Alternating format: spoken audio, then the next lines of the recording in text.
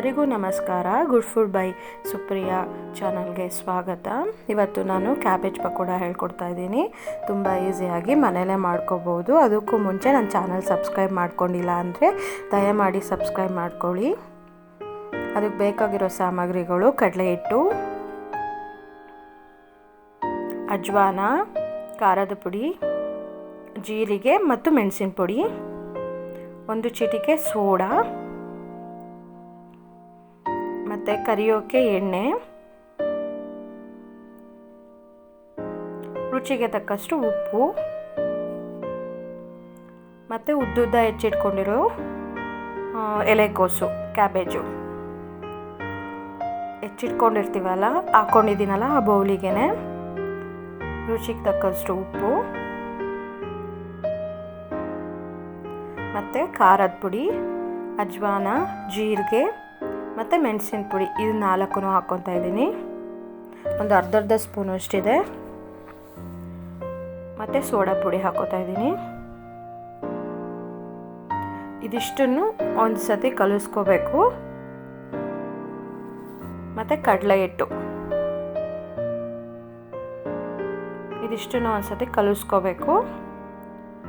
Full dry ಆಗಿ ಹಂಗೆ ಕಲಿಸ್ಕೋಬೇಕು. ಅದರಲ್ಲಿ ನೀರಿನ ಅಂಶ ಇದ್ದರೆ ನೀಟಾಗಿ ಬಿಟ್ಕೊಳ್ಳುತ್ತೆ. ಸೊ ಒಂದು ಸತಿ ಕಲಿಸ್ಕೊಂಡು ಆದಮೇಲೆ ಅದಕ್ಕೆ ಎಷ್ಟು ಕ್ವಾಂಟಿಟಿ ನೀರು ಬೇಕು ನೋಡಿಕೊಂಡು ನೀರು ಹಾಕ್ಕೊಂಡು ಕಲಿಸ್ಕೋಬೇಕು. ನಾನಿಲ್ಲೊಂದು ಸಣ್ಣ ಲೋಟದಲ್ಲಿ ಒಂದು ಅರ್ಧ ಲೋಟದಷ್ಟು ನೀರು ಹಾಕ್ಕೊಂಡಿದ್ದೀನಿ ಅಷ್ಟೇ. ನೀರೇನು ಜಾಸ್ತಿ ಇರಿಸಲ್ಲ ಇದಕ್ಕೆ. ಅದನ್ನು ಚೆನ್ನಾಗಿ ಕಲಿಸ್ಕೋಬೇಕು. ಈ ರೀತಿ ನಿಮಗೆ ಕಡಲೆ ಹಿಟ್ಟು ಬೇಕು ಅನಿಸಿದ್ರೆ ಅದಕ್ಕೆ ಸ್ವಲ್ಪ ಆ್ಯಡ್ ಮಾಡ್ಕೊಳ್ಳಿ. ನಿಮ್ಮ ಕನ್ಸಿಸ್ಟೆನ್ಸಿ ನೋಡಿಕೊಂಡು ನೀವು ಎಷ್ಟು ಕ್ಯಾಬೇಜ್ ತೊಗೊಂಡಿದ್ದೀರಾ ಅದನ್ನು ನೋಡ್ಕೊಂಡು ತೊಗೊಳ್ಳಿ. ಈ ರೀತಿ ಆಗತ್ತೆ. ಎಲ್ಲ ಕಲಸಾದ್ಮೇಲೆ ಎಣ್ಣೆ ಕಾಯಕ್ಕಿಟ್ಟಿದೆ, ಎಣ್ಣೆ ಕಾದಿದೆ. ಈಗ ಪಕೋಡ ಬಿಡ್ತೀನಿ.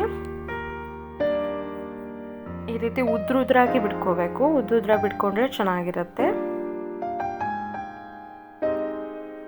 ತಿನ್ನೋಕ್ಕೂ ಚೆನ್ನಾಗಿರುತ್ತೆ, ರುಚಿನೂ ಚೆನ್ನಾಗಿರುತ್ತೆ. ಕರುಮ್ ಕುರುಮ್ ಅಂತ. ಇದು ಫಸ್ಟಿಗೆ ನೊರೆ ತುಂಬ ಬಂದಿರುತ್ತಲ್ಲ, ನೊರೆ ಕಮ್ಮಿ ಆದಮೇಲೆ ಒಂದು ಸತಿ ತಿರುಗಿಸ್ಕೊಳ್ಳಿ ಇನ್ನೊಂದು ಕಡೆ ಬೇಯೋಕ್ಕೋಸ್ಕರ. ಈ ರೀತಿ ತಿರುಗಿಸ್ಕೊಂಡು ಆದಮೇಲೆ ಸ್ವಲ್ಪ ಹೊತ್ತು ಬಿಟ್ಟು ಕಲರ್ ಚೇಂಜ್ ಆಗುತ್ತೆ. ಅದು ಗೋಲ್ಡನ್ ಬ್ರೌನಿಗೆ ಬರುತ್ತೆ.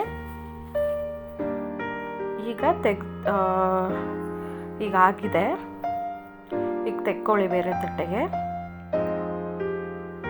ಇದೇ ರೀತಿ ನಾನು ಎಲ್ಲನೂ ಹಾಕ್ಕೊಂಡು ಕರ್ಕೊಂಡಿದ್ದೀನಿ.